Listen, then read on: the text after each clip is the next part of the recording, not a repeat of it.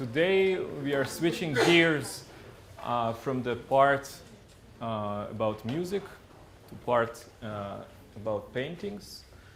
And just for those of you who take the course for credit, today we will publish an exercise. Well, the first part on music, it has to be submitted in 2 weeks. It will be posted on the Feinberg website. So what I'm going to talk today is about perception of 3D space in art. And in the second hour, Dori Deldikman, who is hiding over there, will continue about what can we learn about the brain by looking at one single painting. So with respect of the perception and the depiction of 3D space in art, artists throughout history, from the first caveman who started painting, were faced with the problem of how to depict the three-dimensional reality around us on a two-dimensional surface. And I'll give just a few examples how different artists at different times dealt with this problem. And what I would like to emphasize is that in different historical periods, the styles that the artists chose to deal with this problem were influenced by the ideas that they tried to convey. So, for example, in ancient Egypt, we are all familiar with this sort of flat two-dimensional paintings. And we also know that the culture was very much about rituals dealing with afterlife. And the Egyptians were obsessed with the preservation of the body.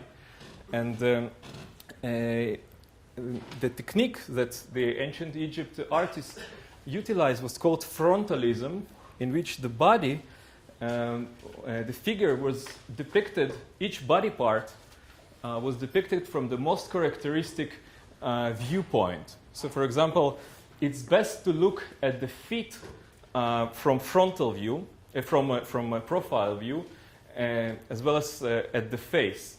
Well, the torso is best viewed from frontal view. So when painting a figure, the feet were shown in profile, as well as the face, the torso in frontal view, the eye, which is most well depicted as well from the frontal view, was superimposed on the face profile.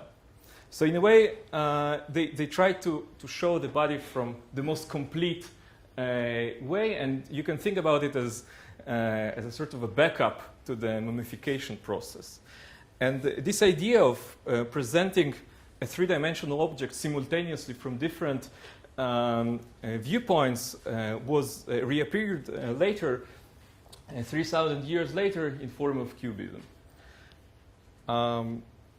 But in classical antiquity, the artists knew a lot about forms and perspective and proportions, and we can get this feeling of the perspective, indoor perspective and outdoor scenery in these beautiful frescoes from Pompeii. On the left, we can see the artist. The fresco is called the painter, looking at the statue, the colored statue with a wooden frame of another painting in front of him. Here we can see the perspective, the composition of the harbor town. And in a way, these paintings look to us quite realistic. Then in the Byzantine time, the paintings became flat again. They're characterized by almost lack of perspective. The faces are very stereotypical, and this was paralleled in the view that we don't have to depict the body, which can fade away and change, but we have instead to focus on the spirituality of the images. And indeed, this mosaic of Empress Theodora from Ravenna we can see that this two-dimensionality gives the figure of the Empress sort of transcendental, eternal appearance. She appears as floating in this space, beyond space and time, if you like. The theory of perspective in a modern way emerged during Renaissance, and the book that started it, sort of laid the foundation for theory of perspective, was the book by Leon Battista Alberti, Della Pittura, on painting, in which he proposed that in order to paint realistically the world around us, we have to put it in the context of a grid of space. So all the works that were, many famous works during Renaissance times were produced with this technique that is shown here in a later manuscript by Dürer.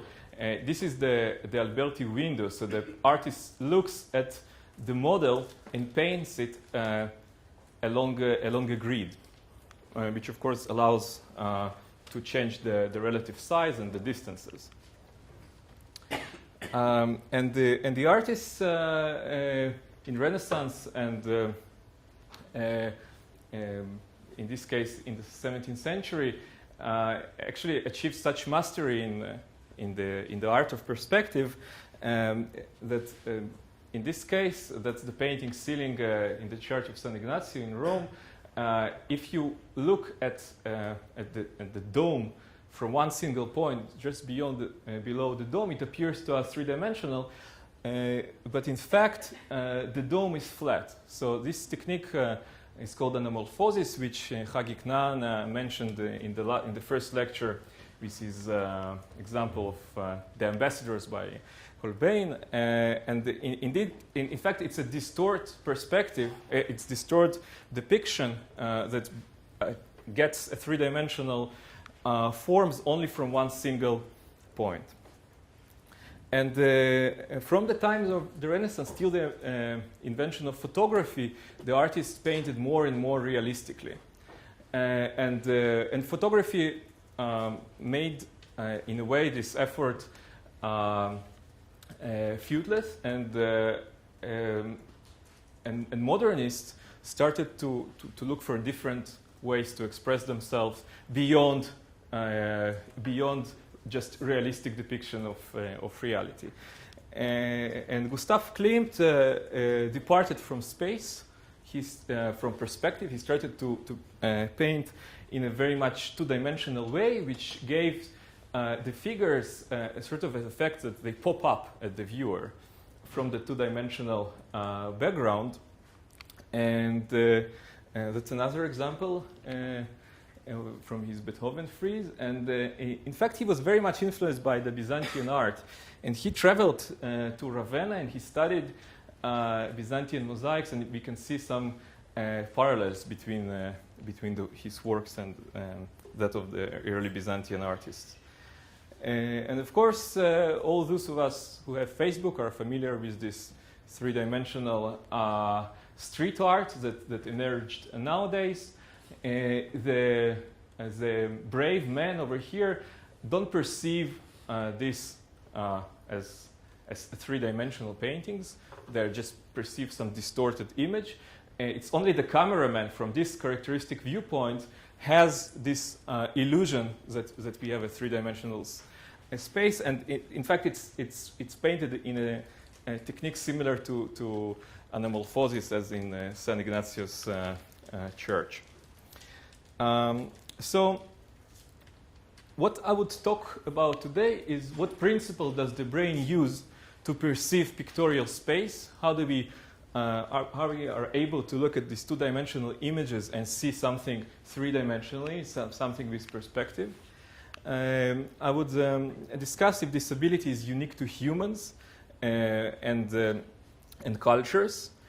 I will talk about neurons that are actually able to represent space in the brain, and would suggest an idea about how these neurons can create a map of the pictorial space. So what principle does the brain use? When we look at a hyper-realistic painting here by Bertrand Menel, or look at the Manhattan, at real Manhattan from the window, these two things are similar. Looking at the painting is not similar to looking from the window. And the main difference that we don't have binocular cues, and we can't use motion parallax to perceive the depths. And yet, this painting, when we look at it, it seems to us it has space, it has depth. So how do we do it? So the first principle of perceiving space is relative size. So the brain knows the relative sizes of objects. It stores a representation of what are the different sizes of objects that it knows. And if the car appears bigger than the car over here, it means that it's more close to us. So in this way, the brain uses some a priori assumptions about sizes. The second thing that the brain uses is interposition. So it assumes that the object that is occluded, the rectangle or the circle here, is behind the object that occludes it.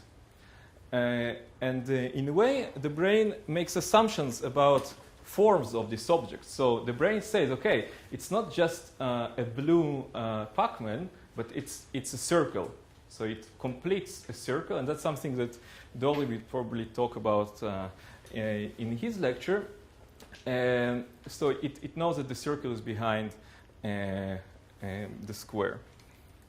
The third principle is linear perspective, which was invented in a way by during the Renaissance, and the idea is that parallel lines are converging in a single vanishing point, and so the brain assumes that these are parallel lines and not just lines with an angle, that the bricks are parallel to each other, that the roof is parallel to the roof over here, and objects become progressively smaller as they are close to the vanishing point. The fourth principle is aerial perspective, and the idea is that objects that are further away due to light scattering in the atmosphere appear to be more blurry and more saturated with blue color. So the mountains, distant mountains, appear more blurry, and in fact, in a clear day, the mountains look closer to us than they are. During antiquity, the artists knew about aerial perspective, as seen here in this fresco that I showed before. For example, the buildings over here on the background appear to be more blurred than the buildings in the foreground. And there are other principles like light and shadow and curvature, which I will not mention, but these are also some assumptions about the world that the brain uses in order to perceive pictorial depths. So this ability is unique to humans and cultures. There are numerous examples that animals are able to perceive 2D images. In monkeys, for example, it was shown several times that they try to grab prey or fruit from a two-dimensional image. Recognition of conspecifics. If you show image of a monkey to another monkey, it either makes an angry face or not, depending on the expression of the other image. And that's something that I will talk about in 2 lectures from now. This notion that animals can perceive 2D images went to a certain anecdotal level. In this case, where pigeons were proposed to be art critics. It was shown that pigeons can discriminate Monet from Picasso, and by learning a set of photographs by Monet, by paintings by Monet, or a set of paintings by Picasso, the pigeons were reinforced by pecking. If they were pecking on, let's say, in paintings of Picasso, and when new paintings of either Monet or Picasso were introduced, it was shown that they were still keep discriminating on a novel set of paintings, and the author even showed that they can generalize this to paintings by Impressionists versus Cubists. So, does it make a pigeon an art critic? Probably not. And what does it mean that it perceives these images? What kind of image statistics does the pigeon do? And does it discriminate based on colors, based on shapes? Does it see into the painting? And in order to try to answer this, pigeons were trained to discriminate geographical locations from photos. Although the photos are black and white, in the original experiment they were color photos, and they were introduced with either photos of a familiar location, the psychology building in Canada where they lived, on the roof of which they lived, or with different non-familiar locations from different parts of Canada. And again, they were reinforced if they pecked on the familiar home slides. They were trained with 8 slides of each category, and then and they were able to discriminate quite nicely with about 90% accuracy.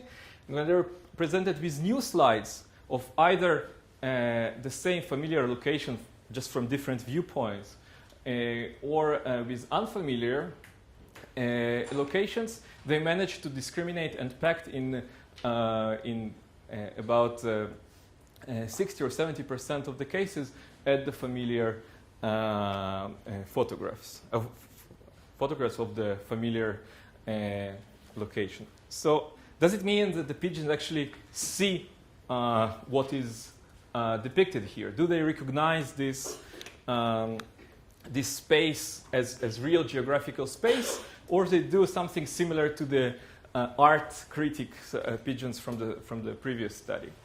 And in order to prove that they actually perceive this location as real one, an experiment should be done to transfer this knowledge from photographs to knowledge in navigation in real space. And that was what was done in a subsequent experiment. So pigeons were again presented, this time it was an indoor, pictures of an indoor facility, of a corridor with different objects, and they were reinforced when presented when pecking at photographs of one of the rooms, but not with photographs of the other half of the corridor. And they managed to discriminate quite nicely based on photographs, and then they were released into the actual corridor. So they were put in this neutral zone, and they had to learn to fly to either one of the feeders, this one or that one. In the group in which the feeder that was baited with food matched the reinforced photographs of that part of the room, the animals managed to learn very fast that they have to fly to this feeder. In the non-matching group, that the photograph didn't match the actual location of the food, it took them a longer time to do it. So this experiment, I think, illustrates nicely that at least in the case of pigeons, it is possible to transfer knowledge from 2D images into real space. And that means that they actually perceive the 2D pictorial space in a way maybe similar to the way we do it. So they see into the picture and not just see the picture. So is this ability to perceive pictorial space is universal in humans? So I would like to do a small test. Who thinks that the hunter is aiming at the elephant? 3 people think that the hunter is aiming at the elephant. So I suggest you come and talk to me in the break. In fact, there are 3 who thinks it's the antelope. Okay, so the majority thinks it's the antelope, and others maybe think it's the tree. So here are 3 cues. In fact, in the Hudson test, the subjects are shown progressively with these 3 pictures. There are 7 pictures in total. So here we can judge that the hunter is actually aiming at the antelope and that the elephant is further away, basically because the elephant is further away, and we know it because of relative size. The elephant is smaller, and because of interposition. Like with squares and rectangles and circles, the heel on which the elephant is standing is occluded by 2 other heels, which in turn are occluded by the hunter and the antelope. In this case, by linear perspective, the elephant is located further away towards the vanishing point. So when these tests and other similar tests were given to non-pictorial cultures, such as the Bizalamba tribe here, about 80% of the subjects failed to perceive the elephant as the more distant one and as the target of the hunter. And this was irrespective of their gender, age, etc. When tested on a different test called the construction task, in which the subjects see this model and then have to construct a real implementation of this model with sticks and plastilin. Those who fail in the Hudson test and are labeled as 2D perceivers also make a 2-dimensional figure out of this, and those who are labeled as 3D perceivers make a 3-dimensional object with 2 connected frames. And there are many. Just to clarify, yes. 3D perceivers for the Bizalamba means responding elephant. Responding elephant. Actually, there are 2 parts. One is which is the target of the hunter, and if the elephant is further away or at the same distance. So 2D perceivers are those who think that the elephant is the target and is the one that is closer away. And there is a correspondence between those who fail in the Hudson test, 2D perceivers, and those who make a 2-dimensional structure from this model. And there are many other examples that non-pictorial cultures have troubles with recognizing pictorial space, even on the level of photos of people or other objects. They sometimes just don't perceive it until details are pointed out to them, and they begin to recognize. So is this ability, at least in the Western world, does it appear early in life? Or it's something that we develop gradually? In a series of experiments, it was shown that 5 to 7 months old infants perceive the shape, this shape of a wired frame, as concave under monocular conditions. So basically, when this shape is presented in front of the viewer, it looks like this.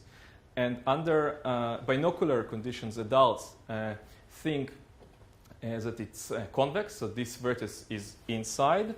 And under monocular conditions, if we close one eye and look straight at it, this vertex appears to be closer to us.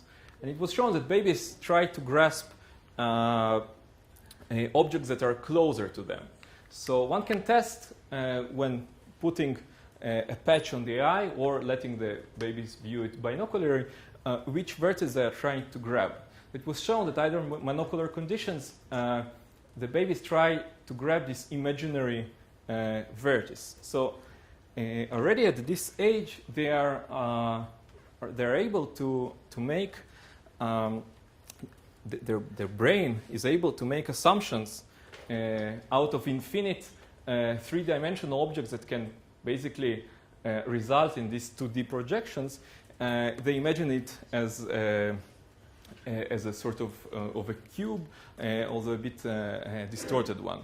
And it was shown in other tasks that in fact the pictorial depth is evident again in 7-month-old, but is absent in 5-month-old infants. So there is a critical window in which the babies sort of learn to perceive these objects as three-dimensional one. So it is possible, and it is a thing that is debated, that in non-pictorial community, this ability might be lost. And in a way that if the infant is not exposed to the carpentered environments that we live in, it loses this ability. So this example, I think, illustrates that the brain uses a lot of assumptions in order to perceive space. Even if it contradicts some common sense.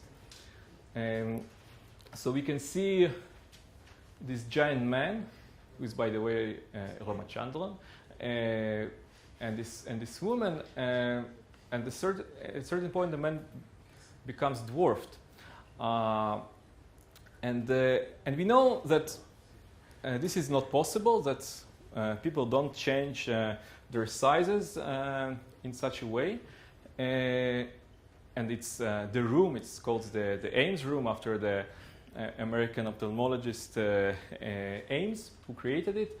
And we know that it's something wrong with the room. It's that it doesn't have any straight angle. In fact, all the polygons here have a trapezoidal form. The windows are not rectangles but has a trapezoidal shape, and the ceiling is not parallel to the ground. And yet, even if we know that this is so, we still have this powerful illusion based on relative size that the person on the right is a giant one. So the brain prefers to distort objects within the space instead of doing some different assumptions about the space itself. So in a way, we can say that the space is more fundamental to our perception than objects within. Yeah. So the claim about the tribe, because they don't live in an environment which they have straight line and all kind of angles that we used to, they don't perceive the Right. And in fact, there are many problems with this kind of studies. Because sometimes it was shown that sometimes the perception is not because they don't perceive, but just the material on which the picture is shown is not familiar with them. So tribes that were not familiar with paper, when they were shown pictures on the paper, they were first examining the paper, looking at it. Some were even trying to eat it, try how it tastes, and not looking at the painting itself. And when presented with the same painting but on fabric, which is a material that they were familiar with, they suddenly recognize it. So there are many problems with how to design a proper study to test it, but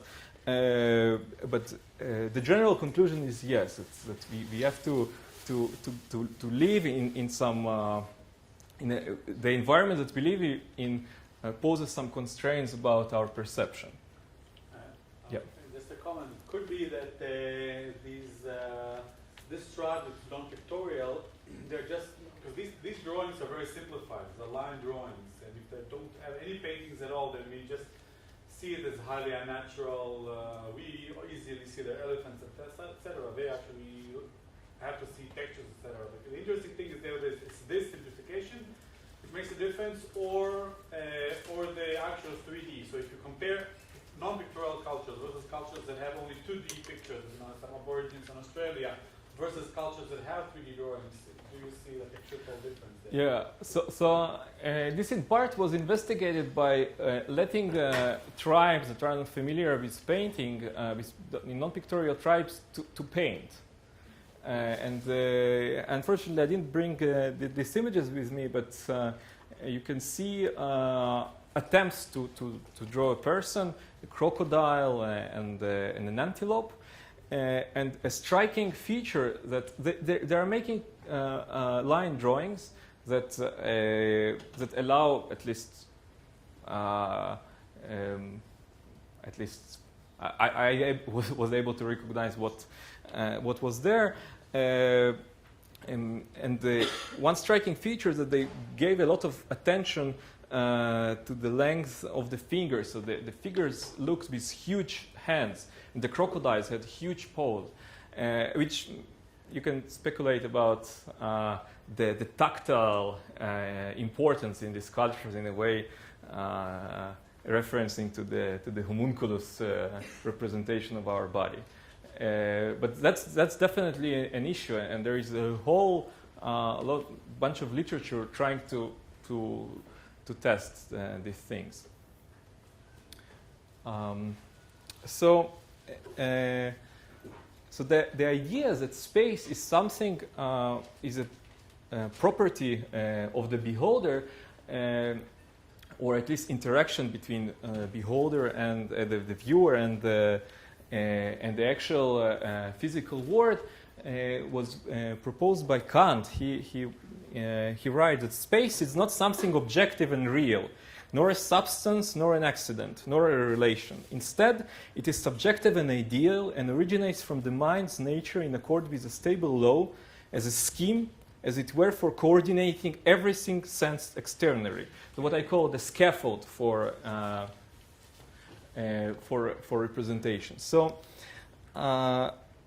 in the last 40 years, we start to understand how single neurons in the mammalian brain perceive, or at least respond to spatial features. And in fact, there exists a whole spatial model in the brain. So the way it's done, this sort of experiments are done. One lets the animal explore the environment, in this case a circular environment, while recording single neurons from this brain. It was discovered by John O'Keefe that if you put an electrode in the hippocampus of a freely behaving rat and look at the action potentials that this neuron emits, this is a single neuron, so the rat runs in the environment, and in red are locations in which this cell was active, in which it fired a spike. And we can see that each time the animal gets to this location in the northwestern part of the environment, the neuron fires, as if it is telling the animal, here you are, now you are in the northwest corner. And so these neurons are specific to specific places within the environment, and they are called place cells. And you can look at each preference of each neuron by making these heat maps. In red, and there is high activity, and in blue is low activity. So this neuron is active here. And there are many neurons in the hippocampus, and each neuron has its preferable, its preference to space. These neurons fires in the southeast corner of the environment. So in a way, these neurons tell the position of the animal like a GPS. Other neurons in adjacent regions give the directional information. So each time that the animal is facing the preferred direction of the neuron, it responds. So it acts like a neural compass. Another type of cells are called grid cells, recently discovered by the Monet group. So when the animal explores the environment, each time its location is in a certain distance, which forms actually an hexagonal grid, the neuron responds. So the neuron will respond if the animal was here, forming this amazing grid. And each different grid cell, this is one single grid cell. Another grid cell would have a grid just shifted or shrink in size. And these neurons were suggested to give us, to give the animal information about distances. So like a millimetric papers that you impose in the two-dimensional environment. And finally, also in the Monet group, and it was found that there are neurons that respond, that fire whenever the animal goes near the borders of the environment. You can see it here. So each time the animal is closer to the borders, the neuron fires. Some neurons fire for all of the borders. Some neurons fire for only only one specific border. And it was suggested, the first one to suggest it was John O'Keefe, that together these neurons, back in his time only the place cells were known, form a cognitive map. So these are the neurons that allow us to navigate in space. So when I wake up at the night in my bedroom and it's dark and I want to get a glass of water from the kitchen, I can walk in my house in total darkness because I navigate with the use of this cognitive map that I have in my brain. And it is possible, that was suggested later on by Albert Eichenbaum, that in fact the brain uses this map to remember events and episodes that happened in specific locations. So later on, when I would recall that I had a certain conversation in the living room, the same cells that represent this living room would fire and allow me to have this representation. So that's really briefly about the brain model for space. What is interesting is that when we look at pictorial space, we can, in a way, imagine that we are navigating in this pictorial space. So we can imagine that the painter, in this case Peter Bruegel the Elder, stands on the second floor of a building located somewhere here.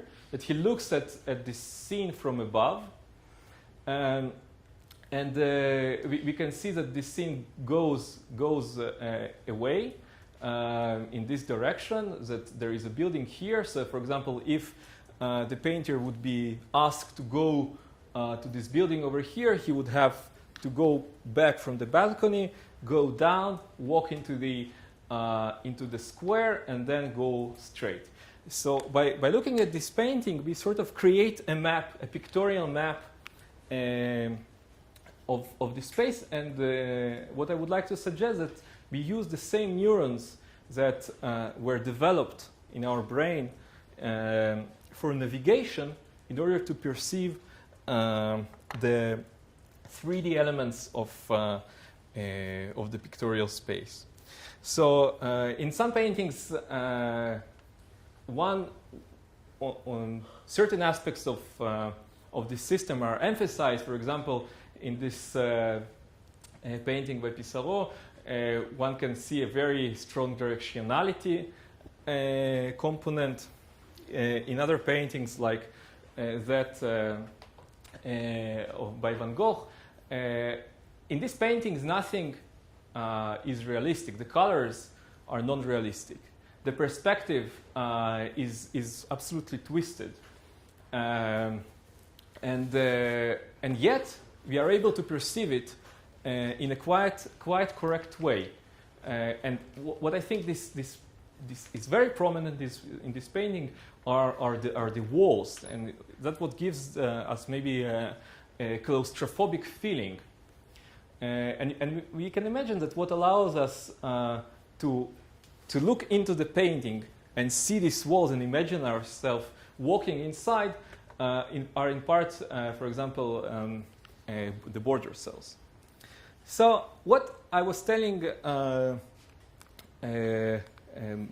might be interesting, but the question is the following: that the problem is that a two-dimensional image is a two-dimensional image, and the observer is standing near it and looking into it, and the window is a thing that exists in the real world.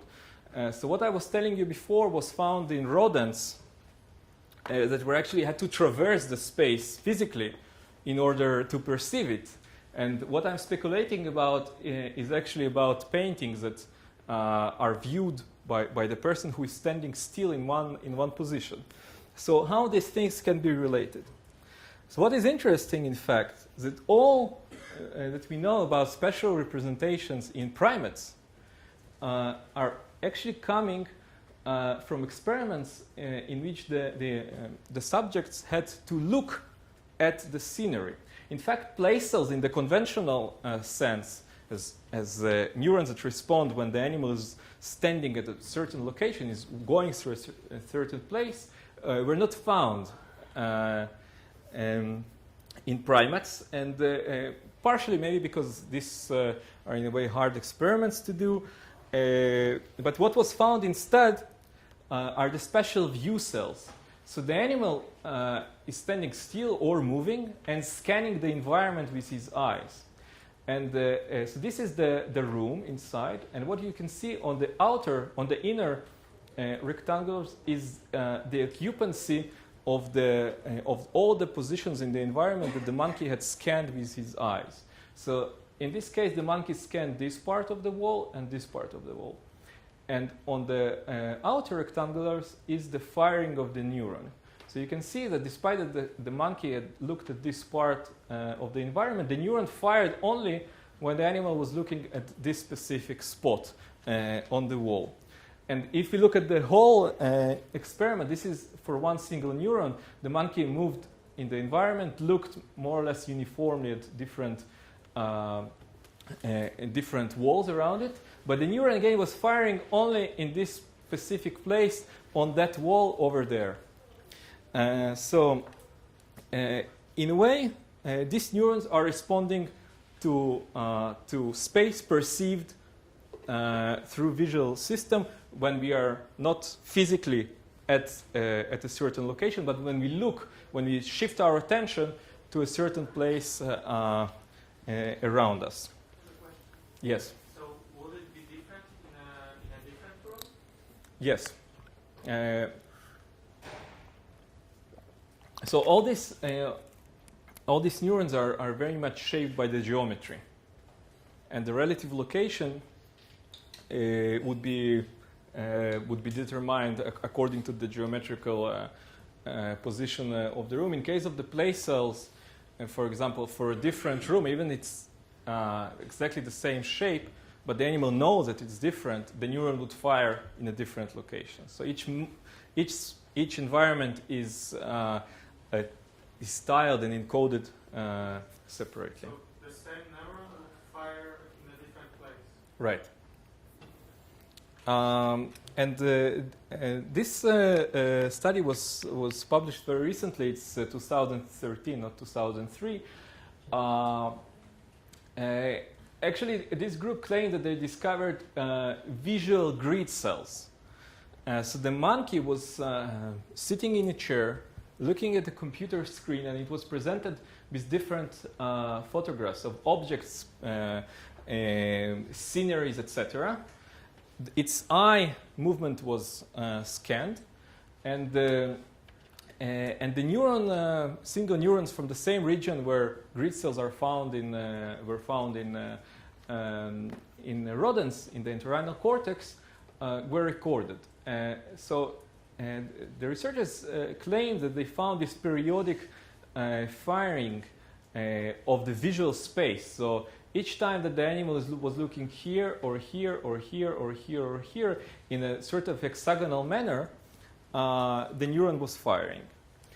So there are problems with this study. For example, they average over many presentations of different scenes, different photographs, and probably,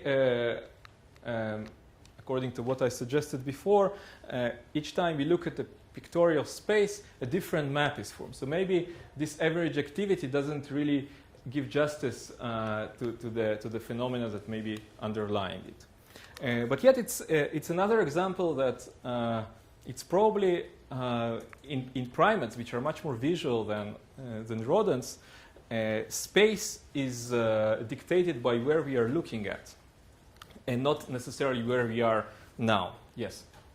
But there is all kind of symmetry that, like, how would the neuron know that he's looking at that wall and not at that wall, or if you're in a circle? You have to have like some kind of a 0 point or something, or can you confuse the person if you go to die and then rotating and then you know where he's looking at? Yeah, that's absolutely true.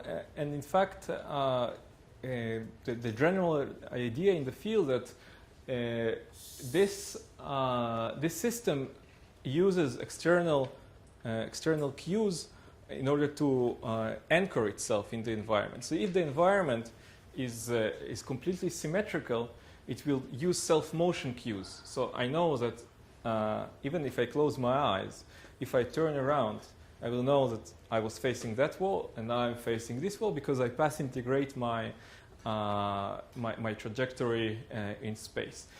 But of course, this path integration is accumulating error. So once in a while, you have to anchor yourself with the physical environment. And if you don't do it, like if you are in the forest, then you're lost. But that's very true. So I'll skip this and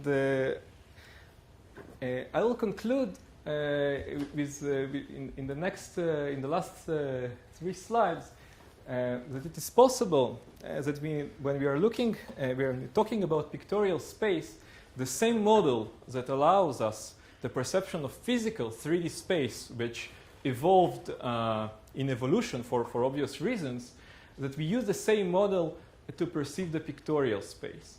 So in a way, when we look at this painting, we can think that the place cells and the grid cells are forming the Alberti's window for the perception of this pictorial space. So we tile the imaginary space by grid cells and place cells, maybe their visual equivalent, like in the primate system, and that's what is allowing us to perceive the different distances, the different location of the objects. So the space that is important is the one that we focus on. So when we look at this picture, we are looking into the picture and thus extending the physical space into the pictorial space. And by this, in a way, that's what helps us. That's speculations. These experiments were not done yet. That allows us to look into the painting in a way similar to what happens when we look at the window. And the space, as we saw before, can be seen as a scaffold on top of which we build the reality. And in art, there are many examples that the space, in a way, is invariant. So in this painting by Velázquez, Las Meninas, we can see these figures of the royal family within a room. In a later paraphrase by Picasso, on the same painting, the figures are greatly distorted, yet we perceive the room, this door in the far way end, as equivalent. So what about imagination? The system that allows us to perceive space initially did not develop to perceive paintings, and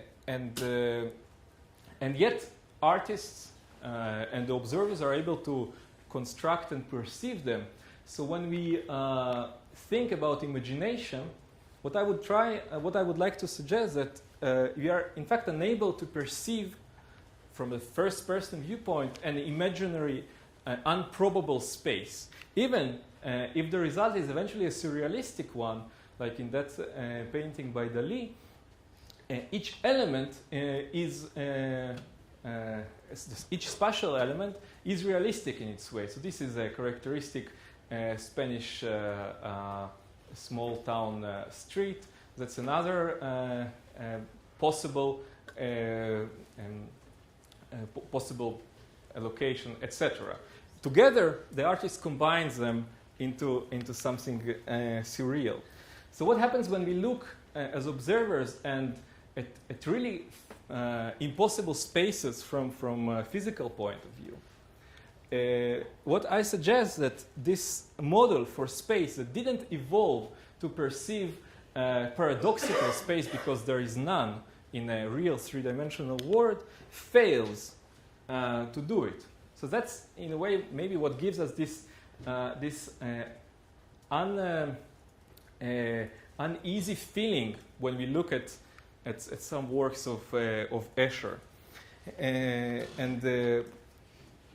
In this line, I also suggest that the artist cannot really perceive this space, this imaginary space, as a whole continuous coherent space. Instead, as indeed Escher was doing, he's using some technical method, like using a mirror or using composition of different parts that he later on combines together in order to construct this imaginary space.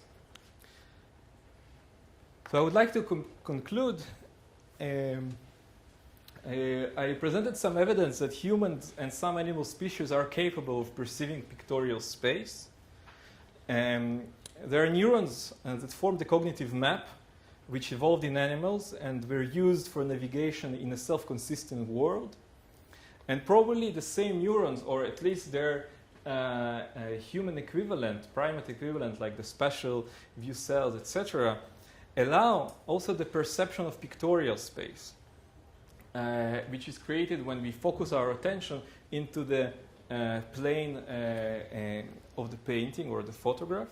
And it is possible that the constraints which were imposed by evolution on the development of this system also limit our perception and the creativity process when talking about creation of new forms and new imaginary and paradoxical three-dimensional worlds.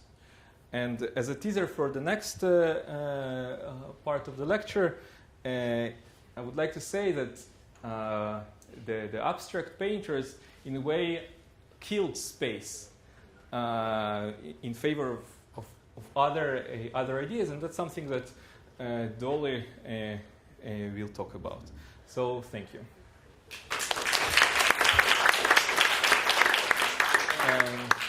Yes. Just a couple of comments. The one slide that you skipped is actually strengthened the point, and that is what happens in virtual reality systems.